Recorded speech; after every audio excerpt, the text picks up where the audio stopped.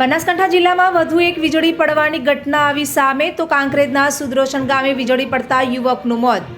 યુવક પશુ ચરાવતો હતો અને તે સમયે અચાનક પડી હતી વીજળી।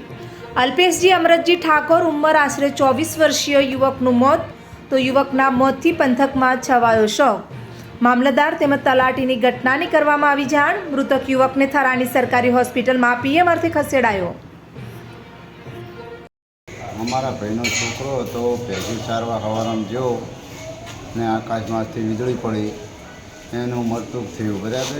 એને દવાખાને લઈ ગયા, ડૉક્ટરે તપાસ કર્યો, પછી પાછો લાવ્યા બરાબર ને થારા લાયા છે લેબોરેટરી કરવા બરાબર। તલાટીને જાણ કરી છે, ટીડીઓને જાણ કરી, મામલતદારને જાણ કરી, થારા પીએમ કરવા માટે લાયા છે। બાબુજી, બાબુજી કોનાજી સુદર્શન।